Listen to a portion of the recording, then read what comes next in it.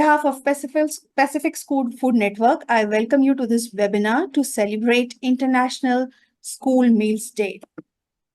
The overview of the webinar will be, we will start with welcome and brief overview with Pacific School Food Network, School and Meal Program in Pacific Islands. Then we will have the presentation titled Cultivation, Wellbeing and Sustainability in Green Schools, which will be presented by Mr. Sifano Katz and his team from Pacific Blue Foundation, followed by question and answer.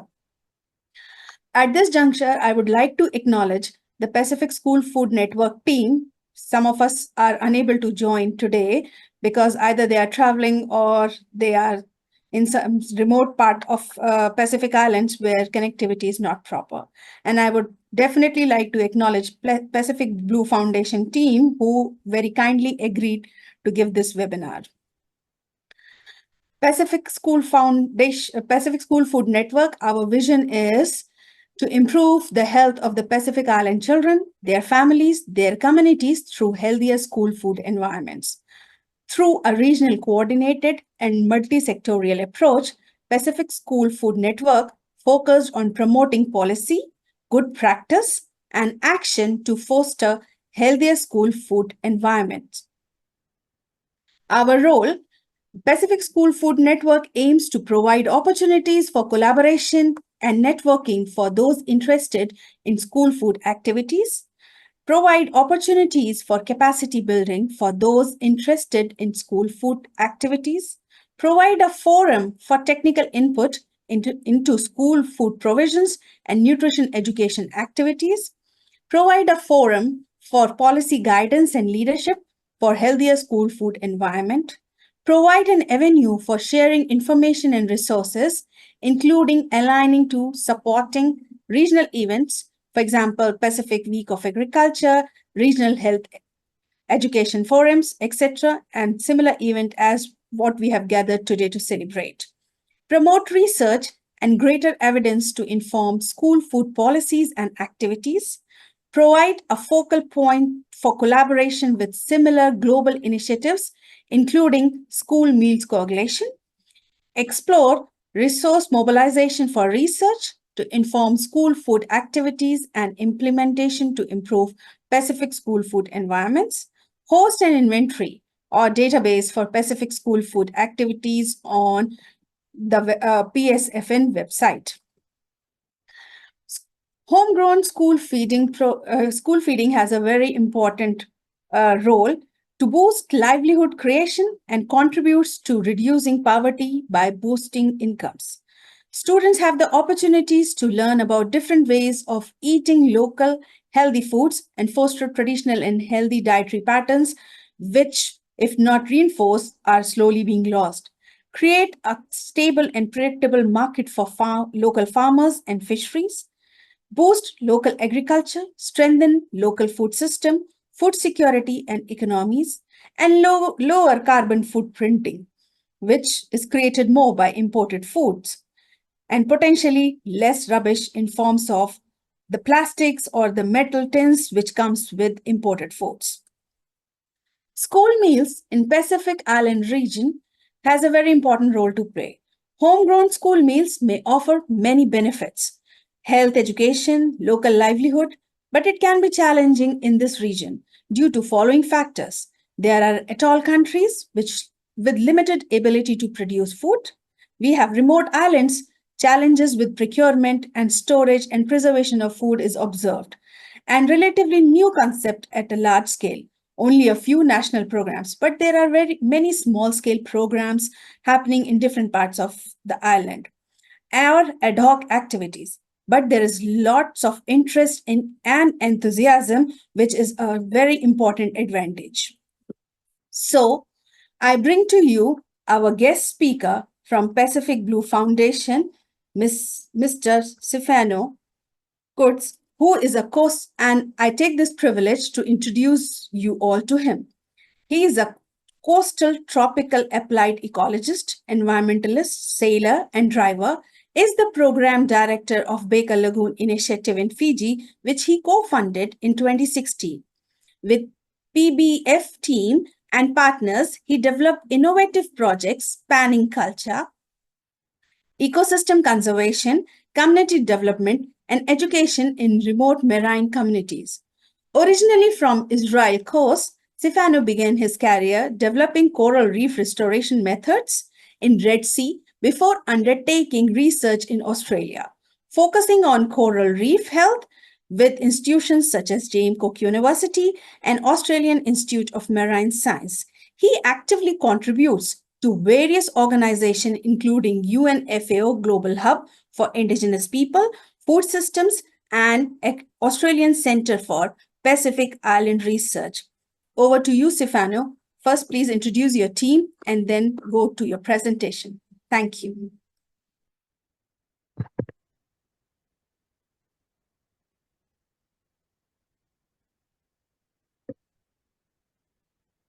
Pula Vinaka, everybody, and thank you, Pragya, for the nice introduction. Can you just see my screen, which is the presentation? Yes, I can see that. Excellent. Thank you for the nice introduction, and thank you, everybody that are here.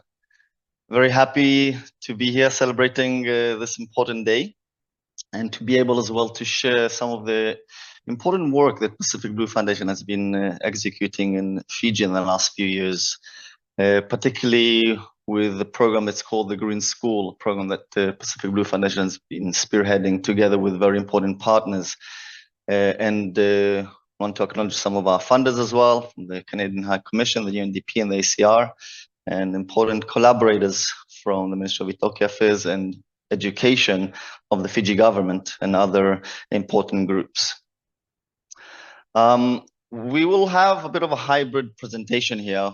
While I will be giving a few bits of information, I will then hand it to two recordings of two of my team members, Lekisi Osela and Ulamila Matarakula, who I will introduce just before I'll give those recordings.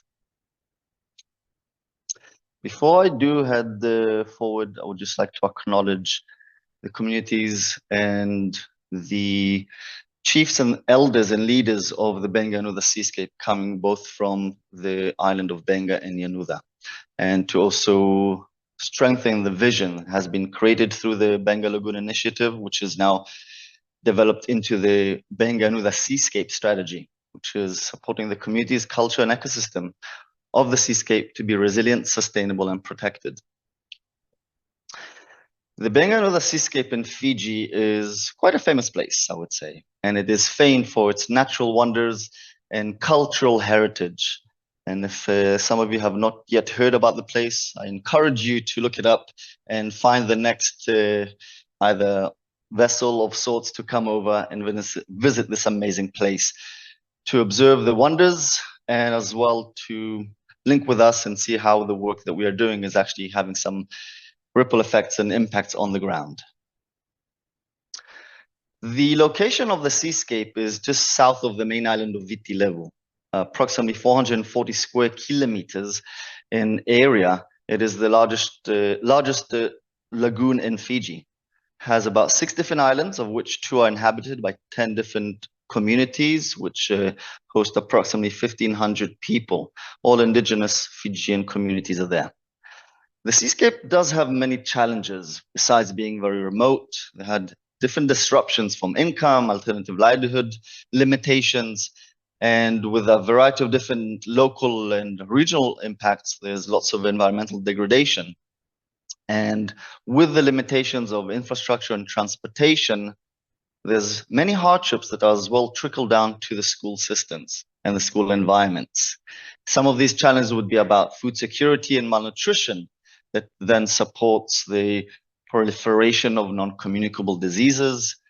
The variety of limitations from the school facilities, inclusive as well the agricultural facilities and the secondary schools, do create more difficulties and even socioeconomic disparities, which could as well then compromise attendance of school kids going to the schools and their attention span and many other difficulties that kids do face in these remote and rural maritime school settings. So the only graph I will present you and share with you today, this is after a survey that we were doing with several students or students from several schools in the seascape, where you can see the striking evidence of how the food supply and the facilities do impact the students in regards to them being able to be sufficiently nourished or even attending to the school, as there's sometimes not sufficient ratios or food supplies by the school or the communities that in many cases need to supplement these foods. The way Pacific Blue Foundation operates and develops programs and implements these are through the social ecological systems approach. We aim to merge traditional knowledge and practices with the modern science and technology that is both available locally and ones that could be adopted and integrated from different parts of the world. Well, however, we do always look into the essence of the local context, the indigenous knowledge, and the ability to create a way that the communities can have ownership about these kind of programs and activities. With regards to this program, the objective of the Green School is to develop a women-led and a healthy school environment that enables the incorporation of the traditional practices, however, does as well support efficient organic farming with an output that would be sufficient to develop an economic stability while enhancing the cultural setting of the place. By having a strategic design for the place to have a variety of different systems in the facility, which includes a farm to grow products and different crops, utilizing elements of agroforestry. However, having other smart agricultural systems such as biodigesters, and even aiming to have water storage and utilization of irrigation systems can be in support of the year-round cropping or development of crops. Now, these would be enhanced by composters and organic fertilizers that are being produced on site. And eventually as well having seedlings where the students can as well grow their seeds and replant them back into the farms. These farms do act as educational environments and as well demonstration sites for the wider community to come and see and be practically active in these. For the next part, I will enable a recording, which is by Alekisio Sela. And Alekisio, who is currently in Benga Island, is facilitating a workshop, which is a women-led financial development. Leki, for short, is a seasoned educator with about 9 years of experience in the educational system, and he has a background of food security and agriculture. His tertiary training includes the fields of education and agriculture, and his background encompasses strategic agricultural planning, innovative planting methods, and hands-on experience in executing research projects. Leki is currently finalizing his master's, focusing on climate change and food security in agriculture, and he's currently writing his thesis.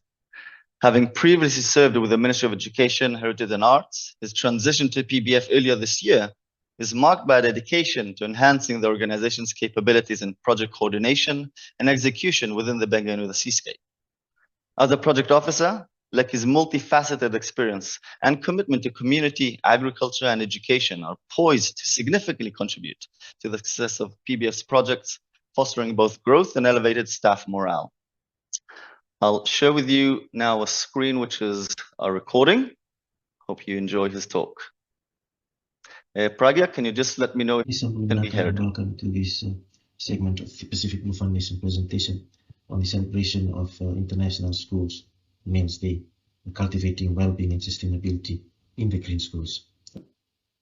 Just a brief background on the food security, organic farming being an emphasis within the Pacific region. There is a great need for this to be talked about in all aspects of creating awareness, because the rise of NCDs within the communities and the shift of preference from communities from traditional diets to processed foods or imported goods. And similarly to Fiji, the situation is very much similar, because due to the demand of imported goods, And due to, when COVID-19 struck Fiji, people really realized that they didn't have a backup plan, on a source of food. So the drive that people took to go out of their way to plant and to survive was in a way a good sign in, taking up that initiative and to be responsible for your family and their well-being. But the downside of it is that it highlighted that people really did not take the seriousness in planting their own food. Rather, they were relying on the imported foods, and it really shed a bit of light on the ways in which you can survive, just by tilling the soil. And it comes down again to the vulnerable groups within the community, such as children, which is a great need to provide nutritious food. With Pacific Blue Foundation, from my experience and knowledge gained from the past green school projects, the Pacific Blue Foundation is really taking on the challenge on providing plans, research, consulting, and implementing green schools programs, not only for secondary school but for primary schools within Benga and Yanuda. And this is something that is really a way forward for all communities within Fiji and also the Pacific region. Being a secondary school teacher for the past 9 years in one of the rural schools in Honolulu, I learned a lot that promoting food security and organic farming is a challenge. Because sometimes we don't have the appropriate funds to carry out such projects, especially within the school system when we rely on grants. And I really had to go out of my way of the available resources and to promote sustainable agriculture practices within the schools, which is being aligned with the curriculum, but really had a lack of emphasis on the need to promote this at a large scale. And with this, there was a great need to incorporate traditional knowledge as well into the school farming systems. And now, currently being employed by the Pacific Blue Foundation, I am glad that I'm with an organization that does the groundwork on promoting well-being and sustainability within green schools and communities. Traditional knowledge, which is normally passed from the older generation. So this is also one of the approaches researchers, scientists has proven to be one of the better approach to battle the impacts of climate change within the Pacific region. For example, in Fiji, a recent researcher from Massey University in New Zealand did his research on the importance of recognizing the value and the significance of sweet potato being a best alternative root crop, which will sustain not only food supply but also nutrition due to the scientific research behind it. And not only that, before scientists knew about this, our forefathers normally planted this as a way of sustaining their livelihood. And there is a need for communities today, the farming communities, the green school communities, to take into consideration traditional knowledge, especially those that are site-specific, where the farming practices are carried out. Other examples of traditional knowledge that are being neglected by the communities today is the planting of tree crops such as banana, plantain, and breadfruit that will survive flooding, while sweet potato, yams, and cassava are to be planted because they are resilient towards drought. And some may think of this as not just an ordinary crop being planted in the village or in the plantation, but the significance and the emphasis behind this, it goes back hundreds of years due to the knowledge gained by our elders, and we need to revive this knowledge by incorporating it into the the green school programs, as it will drive a more sustainable approach. It will drive a more nutrition approach, especially in providing healthy meals to the kids and to the communities, and being resilient as well towards the impact of climate change. Other examples of traditional knowledge is the ability to store root crops for a long period of time, and they act as a food bank. And this is a practice that was normally done back in the days where forefathers used to do this, especially to prepare themselves for the cyclone season, and to know that food was always there. And this is promoting food security, especially living in those times where they had no special containers or special compartments or freezers that would serve the purpose that we are normally using today. But I believe this kind of knowledge will be very much be in handy for those that live in remote rural areas and that have neglected or that have shifted their attention towards the modern way of living, but not realizing the importance of traditional knowledge. Through Pacific Blue Foundation lessons and concerns learned from carrying out the green school programs within the Mbenga and Yanuga schools, we have really learned a lot that promoting healthy living within schools is something that has brought a lot of positive feedback, not only to the school but to the communities as well. With this being incorporated into school programs such as the Young Farmers Club, kids are more into farming and are more into looking after their crops and attending to their crops and making sure that their crops remain healthy, remain fresh right throughout until harvesting. And to see that the purpose of being responsible at a very young age, is something that really brought smiles to us, and also knowing that kids are learning a way of healthy living and sustainability in terms of food production. Some concerns that need to be taken into consideration is traditional knowledge needs to be site-specific when carrying out green school programs within schools or communities. It is important to know the background of farming system being practiced in that community. Also incorporate short, medium and long-term crops for better utilization of land and maximum output.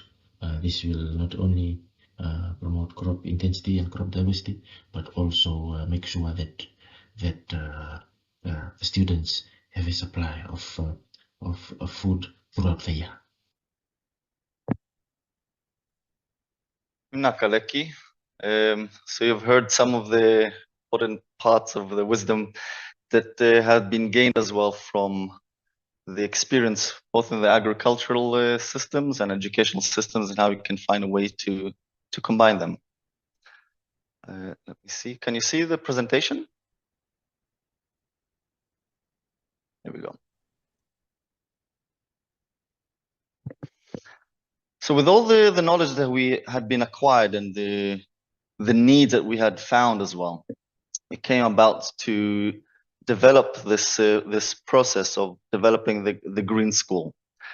And the Green School pretty much looks into developing educational models, particularly starting with the extracurricular activities and with further work that we are foreseeing in the coming year, together with the Ministry of Education, to even look into curricular activities, particularly for the secondary, but as well for the primary schools, by being able to train both communities, educators, and the different community groups, particularly the students. There's an ability to build capacity, and with that, developing these plans to maintain and manage this green school facilities by utilizing the framework and the different committees from the different stakeholders that are based in this community setting of the school itself. And with that, then installation of the farm and the agricultural systems that had been described earlier, and with that to enhance the health of the school environment as a whole. Some of the critical needs as well, looking into the future, as well with the green schools that PBF has been implementing is looking into developing a business model to enable both financial literacy and business management capacity built with the women in particular to be leading these facilities on the ground with the school committees and management. And with that, to then enable the development of the plan to integrate into the local communities' businesses. In a nutshell, the stakeholders framework pretty much looks like we're having the different groups, as in the community, having the Chiefly Council. Then comes in the Pacific Blue Foundation and the Benganuda Seascape strategy that enables, let's say, the different capacity building, the funding, the partners to come in through. And with that, working together with the school committee, which is comprised by community members and the school academic staff, which are from the Ministry of Education, working to develop the Green School Committee, which after several trials and errors of different community groups, it was being agreed and being supported by the different stakeholders, and particularly by the community leaders, that it would be the women that would be taking the lead on these initiatives.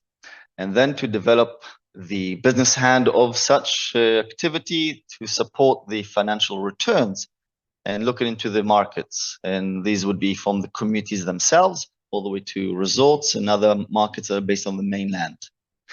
And we are at this stage of developing the economic sustainability and even looking into aspects of agritourism as another pathway for developing financial sustainability, encouragement, and enhancing as well the communication of such programs.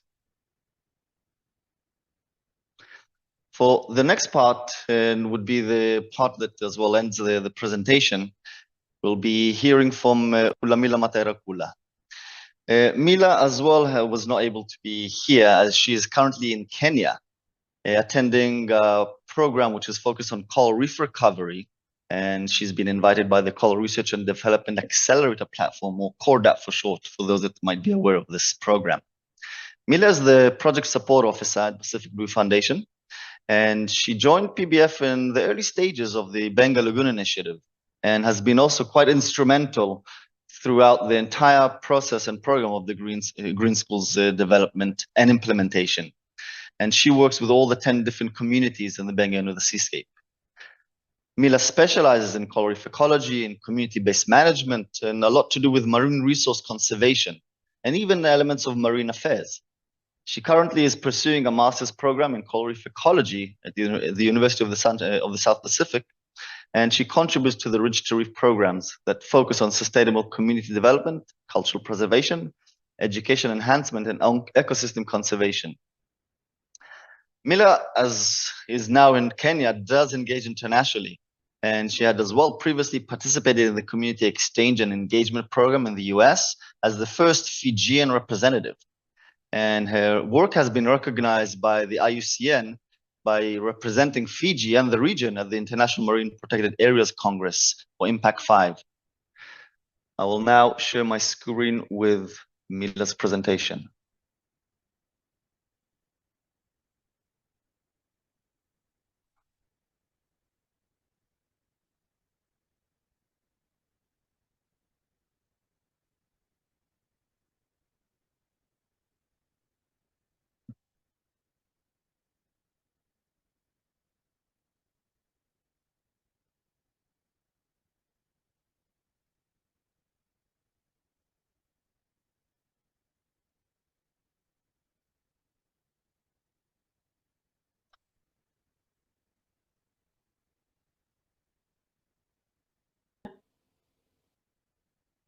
Thank you, Ms. Amkulavina, and hello everyone.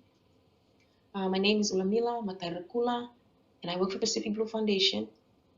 Over the years, I've been closely involved in the coordination, facilitation, and implementation of the Green School program. Today, I am happy to share with you two stories or insights from the community on how they feel or how the Green School program has benefited them ever since its development or its implementation in their communities. The first story that I would like to share with you today is from Sawal District School. So Sawal District School caters for 3 communities, namely Ndakwimbenga, Solianga, and Dakuni. It is a boarding school for both boys and girls. So in Fiji, for all boarding schools, the government supports them financially every school term. There's a total of 4 terms in a year. Every school term, the government provides financial assistance. This will help with the day-to-day activities of the school. Some of this ration of this financial grant goes to food supply for the boarding students. But sometimes this grant is delayed, and the principal or the head teacher have to find other ways to get income or to get money to help look after the students. So every day, fathers go up to their plantation, they weed from morning, sometimes they wait for the sun to set and they go back to their farms. They attend to the farm, they plant or they harvest root crops, vegetable, local fruits, and this is quite a long hike. Some farms are located 15 to 30 minutes uphill from the community. Some go in the morning before sunrise and they come back just after sunset, say 5 p.m. or 6 p.m., and they come back to have dinner. And this is a daily routine for the fathers, trying to provide for their family both at home and in school. While the fathers attend to their farms or to their plantations, the mothers also look for something to do. So mothers usually plant around their homes. They plant around their homes just outside their windows. You will see they have a little garden set up where they have cucumber, lettuce, cabbage, eggplants, whatever seeds they can get their hands on. The mothers are more than willing to plant it to provide for their children. So every 6 a.m. or even earlier Monday morning, parents of these 3 communities get up early and get ready to send their children off to school. So the children come in on Monday morning and they return home on Friday afternoon around 3 p.m. or 2 p.m. So when students come in on Monday morning, they have their clothes for the week, they have their books, they have their food ration.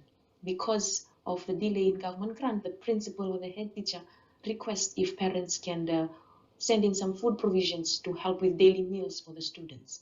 Ever since the implementation of the green school programs, we've heard various stories from the communities. And some of these include that they've shared that students are now weeding and planting vegetables.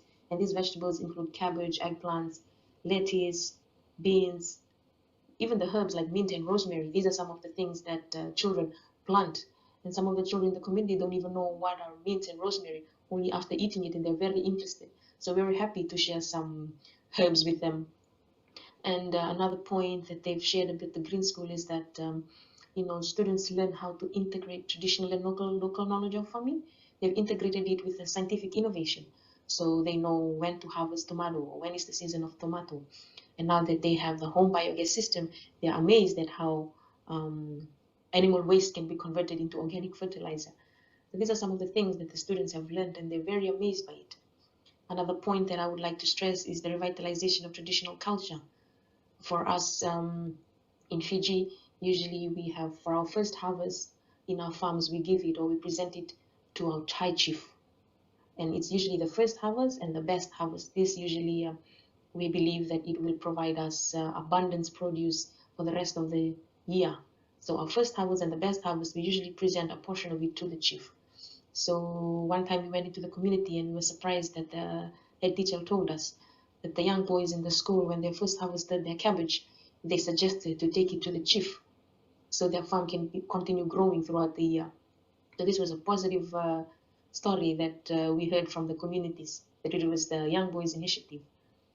And also is that these cabbages or these vegetables are consumed in the school premises. They have it for lunch, they have it for dinner.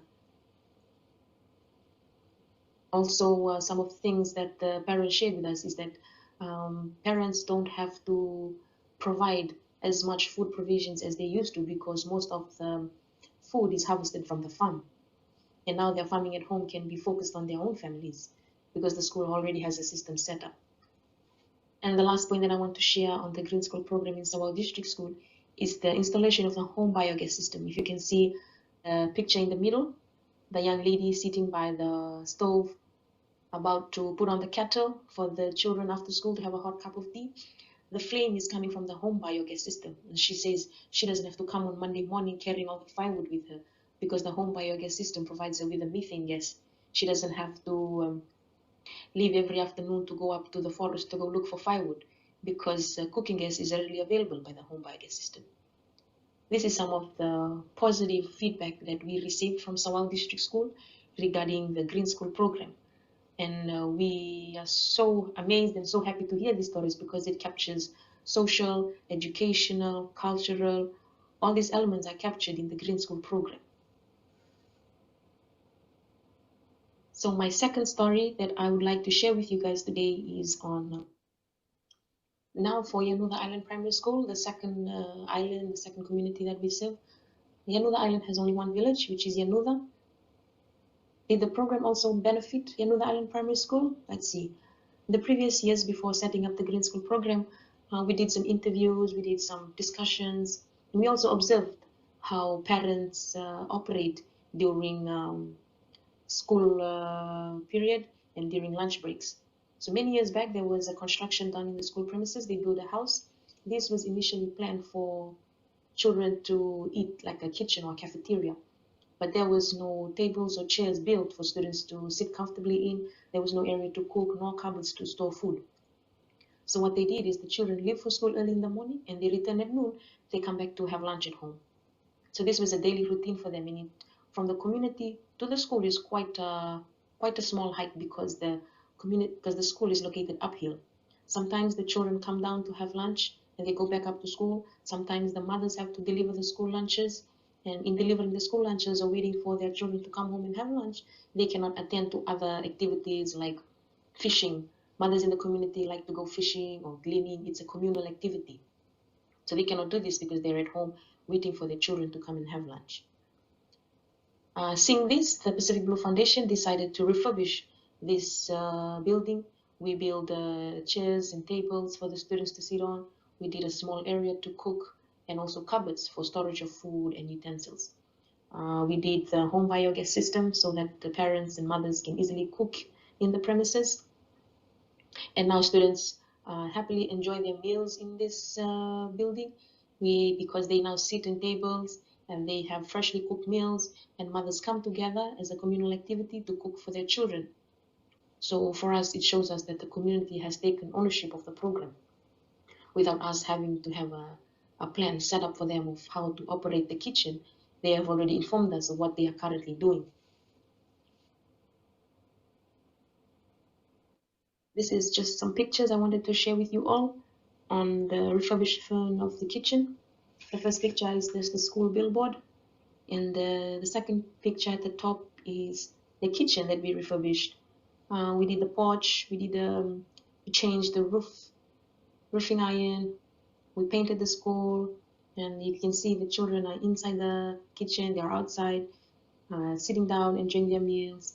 The third picture, you can see some boys and girls enjoying their meal. And the bottom picture is the mothers serving up their food ready for lunch break for their children to come and grab their plates and find a seat at the table. Now the last picture is one of my favorite pictures. It's funny and it's very sentimental because if you can see the three ladies in the picture, they're actually teachers. If one did not know, they would probably look like mothers, because if you can see the two girls on the side hugging the teachers, it would look like they are mothers, but they're actually teachers. The three teachers also come and enjoy the food prepared by the mothers because each one of them is also allocated a day in the week. So they help the mothers out with food provisions. And you can see how the students have formed a strong bond with these teachers. So these are some of the quotes I would like to share with you today on some of the things that the community have shared with us. And the first one I'd like to share is from the head master of Yanuda Island Primary School. He said that ever since the refurbishment of the kitchen, the students are now eating their lunch in the school premises. I've noticed an increase in school attendance compared to last year, because before, when students go down to the village to have their lunch, some do not return to school. Like I said, sometimes the children get too tired. They hike up in the morning and then another hike up after lunch. And there's another quote from the women's group president, Alessi. She said, "It's very good because now all the mothers are working together and helping each other out to feed their children," as you can see from the pictures in the previous slide.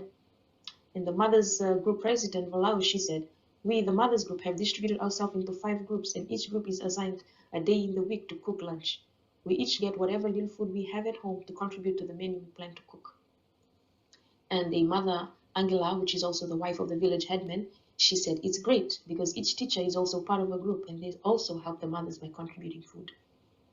So these are some of the stories that we get to hear from the communities, and it's great to know that all our efforts and everything that we've put our heart and soul into implementing these projects is finally taking its course. And maybe it's going slowly, but it's going somewhere. So it's great to hear these stories because it's encouraging and it's motivating. And I hope that the 2 stories that I shared with you today will shed some light on for you to have a feel of how the Green School program is benefiting our communities in Benga and Yanuda. Nakawalevu, Mila. That was a beautiful presentation, enabling a few of the insights and understanding of how students and the wider community feel, and for all to understand that this is truly a community approach to the work that we're doing. I will continue with the presentation. Hopefully you can see my slides now. Let's see. Just to end it all, I would like to share as well to everybody, this is the team. This is the Pacific Blue Foundation that does the entire work, from the planning to the development and the implementation. Everybody here plays multiple roles, being a small NGO, a small organization, working in such a high capacity. So I definitely would like to appreciate and acknowledge each and one of the team members, even those that have not been part of the presentation. Everybody has been part of this program in one way or another. As well as to acknowledge that the different members of our team do as well participate in local, national, and international forums. We were able to provide some of our insights, including Pacific School Food Network, which we are very proud and very happy to be able to present here in this day. And to finish it all, whoever wants to reach out and be in touch, please do not hesitate, as there's definitely much more work that needs to be done and many opportunities to be in support, to get engaged, and to even find ways to partner and collaborate on a variety of different projects and opportunities that are based on the school and the communities and the seascape as a whole. So be more than happy to hear from anyone, and also, of course, to be able to take any kind of questions and answers, which unfortunately I'll be needing to do that myself, as my team members are all in the field.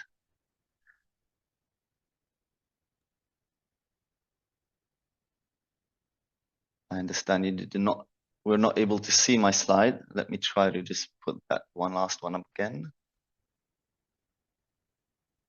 Is this now seen? Yeah. Okay, thank you. So maybe I'll just leave that there for a bit to appreciate, and be happy to see how we move forward with the Q&A session. Thank you, Stefano, for your presentation. I could see a few questions in the chat.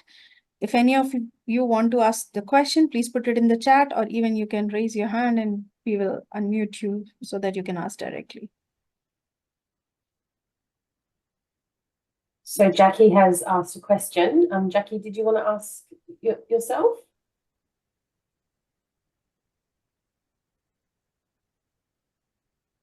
No, that's okay. I can do it for you.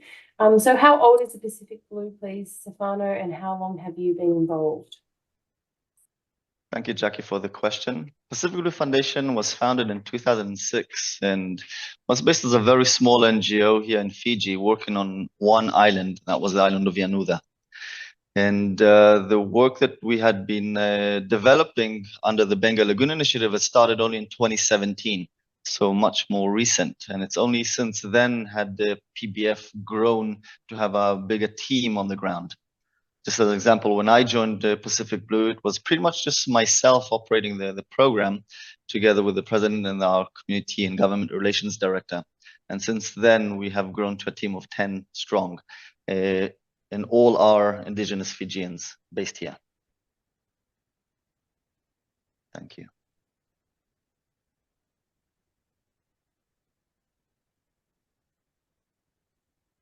Jesse, can I ask a question from Stefano? Yes. Thank you, Stefano. That was a very amazing work. And I understand because you are involved with Ministry of Education, your reports and things must be simultaneously going on to them. I have this question that this work seems to be more feasible for our island mothers and for rural mothers. What about our urban mothers?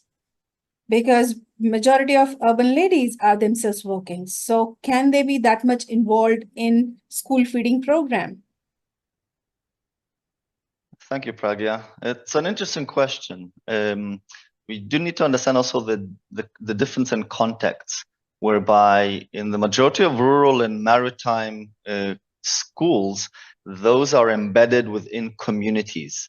So that is there is a need of a community approach. The land is traditionally owned by the communities that is then being leased or sometimes just subdivided to enable the school to be built there. And in majority of cases, the farming areas would be outside of the school premises.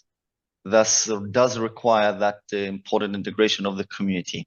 Compared to urban settings, where schools have much limited land as well, whereby it is more expected that the school administration and the Ministry of Education support the needs. In many cases, there might not be as well too many hostels or dorms where the kids stay there overnight, which is dissimilar with the rural and maritime locations. However, from a little bit of my experience and places that I do know that there's some work is being done, there has been some work to develop some level of a way for the communities, or in particular the parents, to be engaged and involved. Have yet to see really how that completely unfolds to be a long-term program. Thank you. Thank you, Stefano.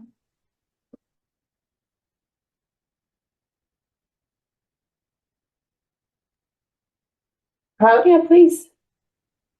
Yeah, I could see a hand raise in the audience. Sure, yeah, thank you.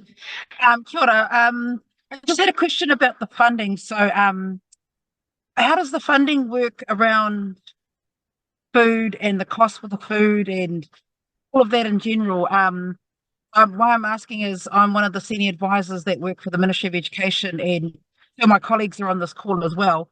And so we oversee and manage the contracts, lunches in schools in New Zealand. I'm just really interested in how the funding works with you guys. How does that filter down into lunches and the kai and the food and yeah, just in general, how does the funding work? Is it per child? Is it per school or age group? How do you guys distribute that? Thank you, Claudia. I'll try to answer that from two different angles. One, we are an NGO. We are not the government, and the funds that do go to the schools to support the food ratios are coming from the ministry directly to each school.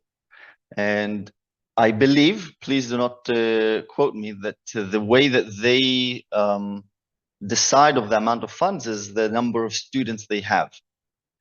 And as such, there's a cost per student, and that is then provided to that school. I'm not sure if there's any other categories. Maybe Pragya, you can add on later. On the other angle, with regards to funds that comes through our NGO, it's very different, and we do not necessarily look into the amount of money that one child needs. Rather, we look into the capacity of the school and the number of students, and with that, look into the facility that we want to develop, which would mean the size of the farm, the amount of crops that would be there.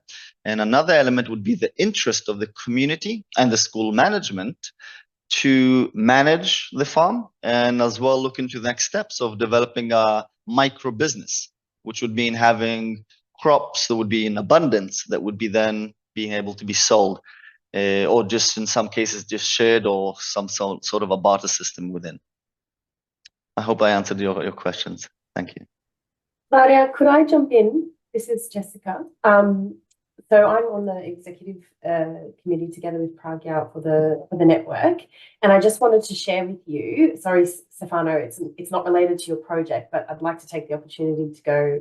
Great to have you and your team here asking these types of questions, and I think it's a really great topic that the network could focus on for a specific webinar or working group session because it's not an obvious question. So I myself have consulted with the Ministry of Education in Vanuatu and Solomon Islands to try to really unpack how they have allocated funds towards their boarding school allocations.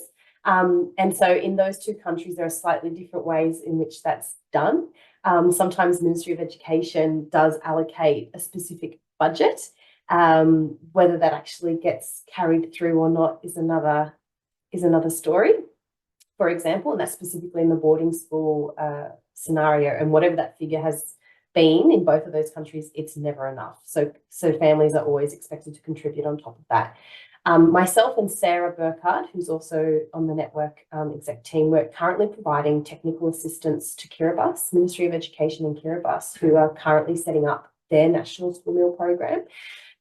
So if you're not aware of that, that's something, feel free to reach out. Yeah, we can talk about it because it sounds like you guys might be starting to do some of those thinkings. And so in Kiribati, what they're looking at doing is having basically vendors that are already providing food to the school students, kind of formalizing that structure and allocating those food vendors to cook X number of meals per every day, and they will receive X amount of money per meal cooked from the Ministry of Education, from the school, paid on, I think, a daily or weekly basis. It's still not finalised, it's movement in the works, but it's a very small subsidy per student. I don't know where they've landed at the moment, but that was the model they're doing. So the answer is there's lots of different models. I think the context of what would work in New Zealand would be very different potentially to some of the other places, but would be really interested to have a conversation with you and a brainstorm, and would be really happy as a network to provide any TA that might be useful. Sorry, Stefano. And apologies, I'm quite sick at the moment, so sorry. And if I may add, in Fiji, schools are being classified into urban, peri-urban, and rural schools. And then depending on the number, we have small school, we have medium schools and large schools, how many students goes to each school. And then they have specific set of budget allocation for these students, which go to these schools for maintaining the students. As far as school meal provision is concerned, we do not have a structure in place still. This is one of the best examples we could get it from Fiji, what Stefano has just told you. We have very small initiatives going on in silos, but nothing like the one which we expect to do at a national level in the coming future. I still remember there was an initiative where for class 1 children, milk and wheat bix was provided. So through the schools, so it was provided in the form of milk containers and wheat bix boxes to the schools to be distributed, not in terms of money. And still, this is one big concern which government is, and to some extent, they were not utilized properly. And that was the concern from the side of the government also. And that is why we are trying to just initiate the talk regarding school meal provisions. This is one good example, and that's why I was interested in seeing that Ministry of Education is part of it. So it becomes easier for us to show them how we can put it in different scenarios and test it so that it can be done at a national level. Thank you. I would also like to add just a couple of other points. We are talking about food and food security as a critical thing. If you recall the second story by Ulamila about sharing the facility or the space, the kitchen, and where the kids would be sitting and eating. And that directly aligns as well to the funds that the school has, which is received by the ministry. They get very minimal allocations for food, but they hardly get any allocations to support the maintenance of the school facilities.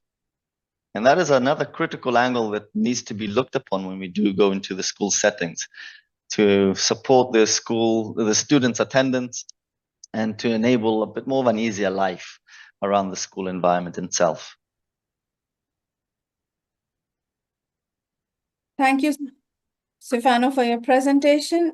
Are there any other questions from the audience? If no, then I'd like to give you a little bit of highlight of how can we all work together. There is an urgent need to address the lack of awareness, operational budgets, and other constraints that can currently limit the provision of healthy food options, and the need for standards to guide food production and provision in and near schools in our Pacific Island region. The PSFN expects to help define future entry points, identify research, evidence gap, and priority areas of future investment in our region, share school practices, lesson learned, and valuable experiences, help national authorities and their partners to better inform decision making and to improve policies and program. How can we work together? That's a very upcoming question, which we hear all the time.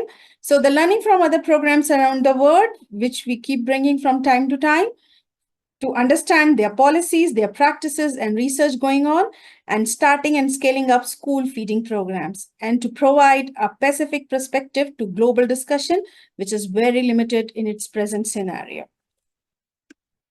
So, bringing this session to an end, I would like to thank you all for joining us today for celebration of this important day, which marks our commitment for school meals provision in the schools.